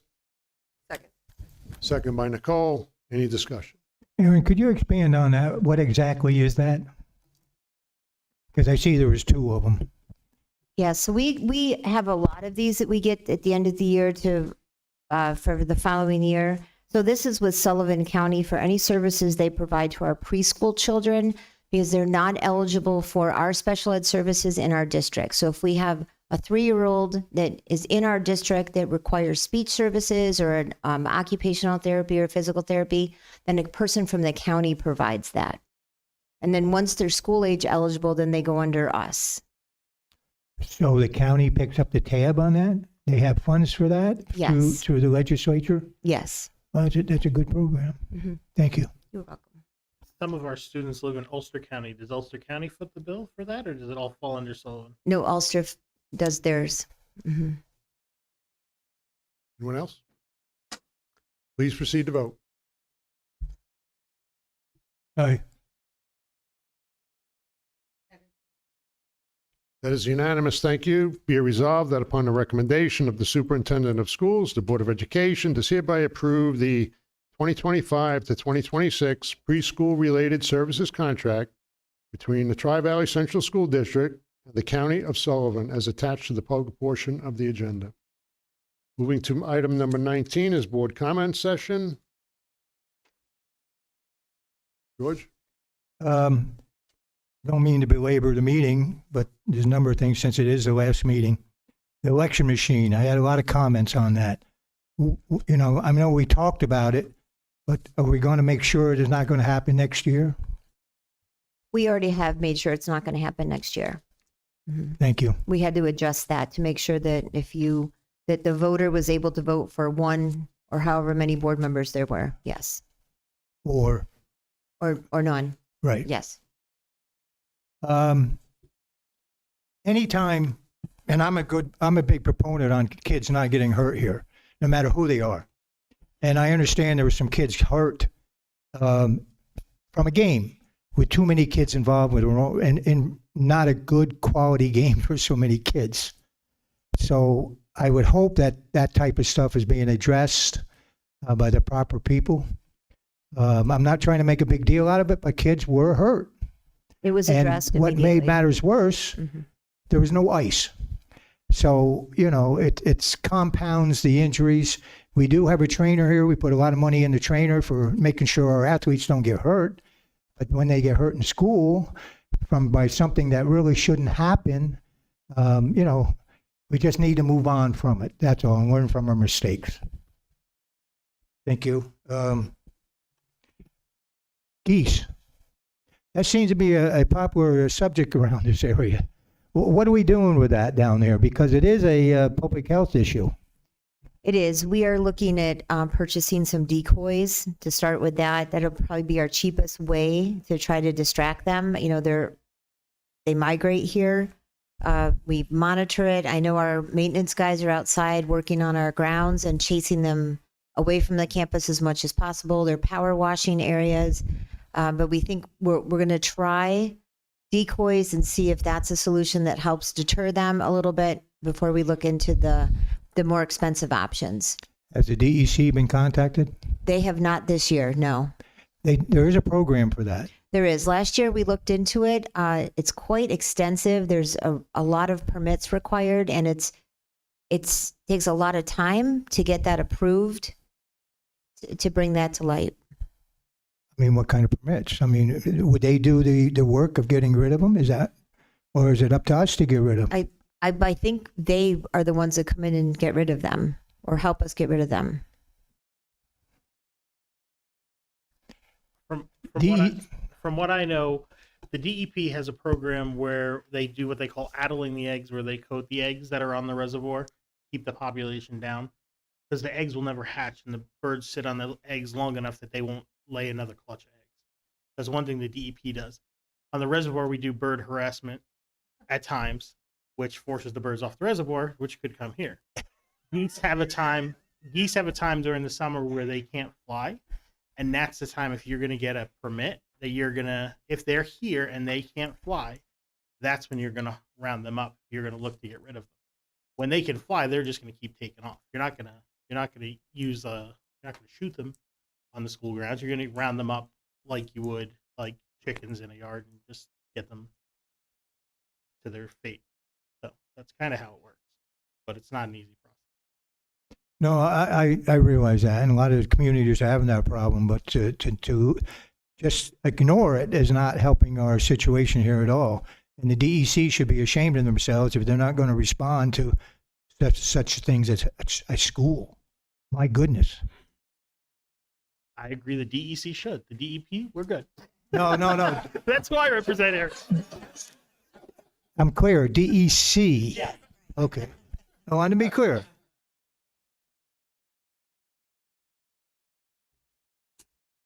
Honor roll.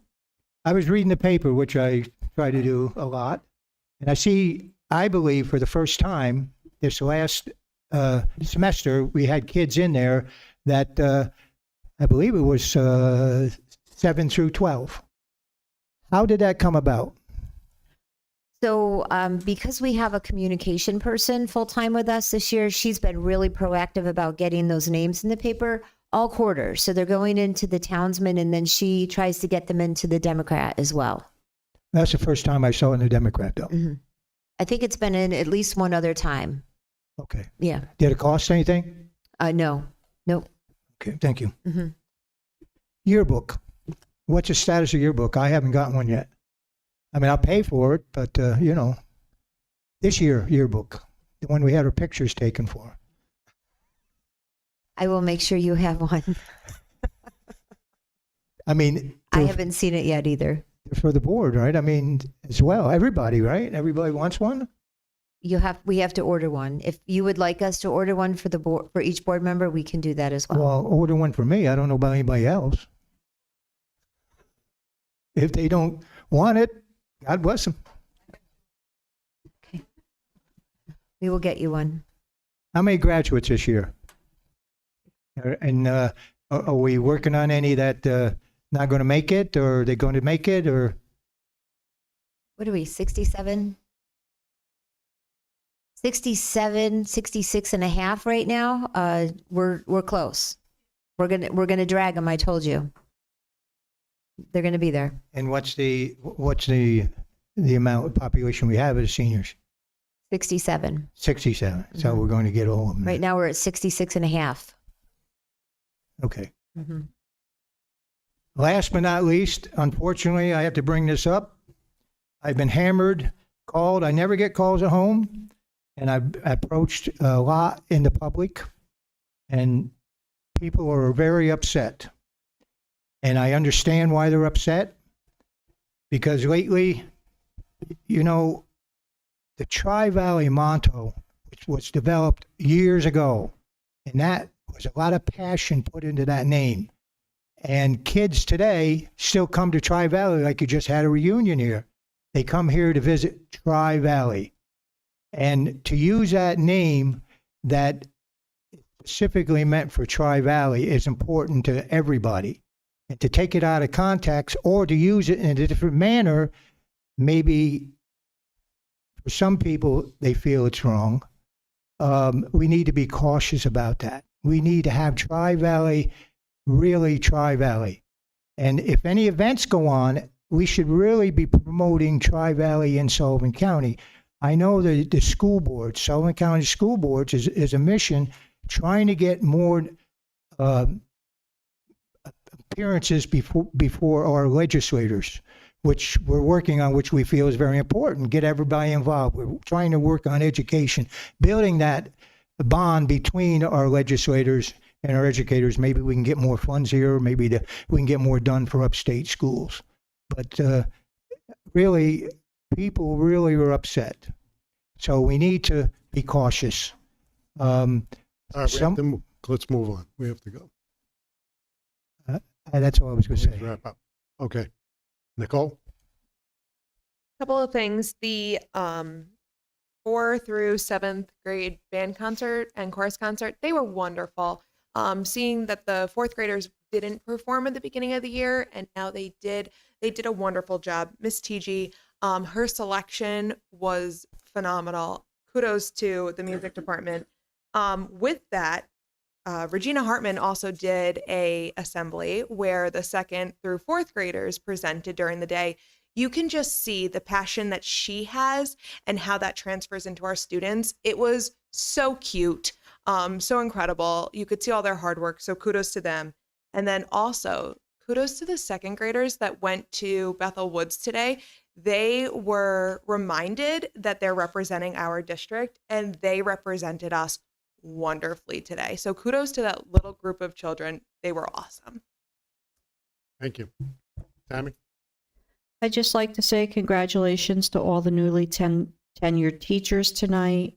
Congratulations to our retirees who are finishing out their service to our district. May you collect your retirement check longer than you worked. Welcome to our new teachers. who are joining us, and we look forward to a long relationship. And I'd also like to just take a moment and thank the entire Tri-Valley staff, everybody, for just a wonderful school year. It's been amazing, the growth that our students have received and enjoyed. They couldn't have done it without you. As a parent of 2 students, I couldn't have done it without your support. I really feel that my children's success is a testament to the staff here at Tri-Valley. I hope everybody has a wonderful summer, and I look forward to seeing everybody back in September. And that's it. Thank you. Carrie? Try to make this really fast.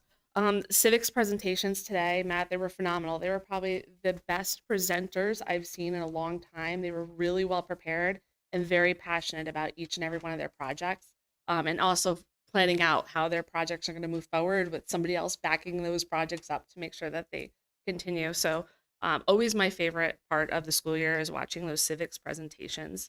I'm not going to talk about the geese. We already addressed that.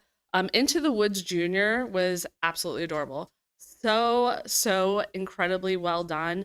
And it's really nice to see our middle school students getting up on the stage. I could never do it, so kudos to them. It was really well done. Senior celebration yesterday was probably the best attended I've seen with a senior class actually participating in years. So well done to the senior advisors and to the administration. Just watching them celebrate each other was really moving. And Amanda, we're not going to look at each other at graduation at all. But there were many community members that were alumni that were actually giving the awards, which was really very special because they actually proudly stated what their history was in the community, what years they graduated. So that it was done really well. Thank you to the class of 1975 for the beautiful bench. It's out in the hall. I saw that on Saturday when we were leaving the concert. And that's pretty much it. Congratulations to the class of 25 and good luck this weekend to our athletes who are competing in states. Thank you. Travis? Yeah, just very, very brief. Congratulations on tenure. Welcome, Tri-Valley, and also on the new hires. Retirement, enjoy every second of it. Also, yes, just a happy grads to the 2025 graduates of Tri-Valley. Great job. Thank you, Pat. Just to reiterate what's already been said, congrats to everybody we recognized. Welcome aboard to the new people. Also, what Tammy had said, this has been a great year for a lot of kids, and it took a lot of effort from a lot of people. So I truly appreciate the effort put forth by staff to make this a special place for our kids. Thank you. Thank you. Rose? We're in the home stretch, and I know teachers are exhausted, parents are exhausted, but seeing, all of our efforts come to fruition is what it's all about. And attending all of these ceremonies and concerts and shows, it's just really wonderful to see how far the students have come this year. And I wish all of the graduating seniors the best of luck in their future. Thank you. Motion to adjourn, Nicole? Motion, second? Travis? Please proceed to vote. Well, you're going to be passing the torch to Jerry.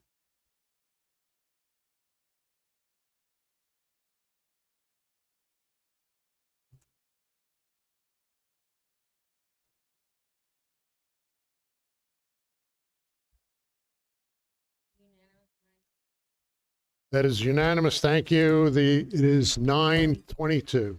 Thank you.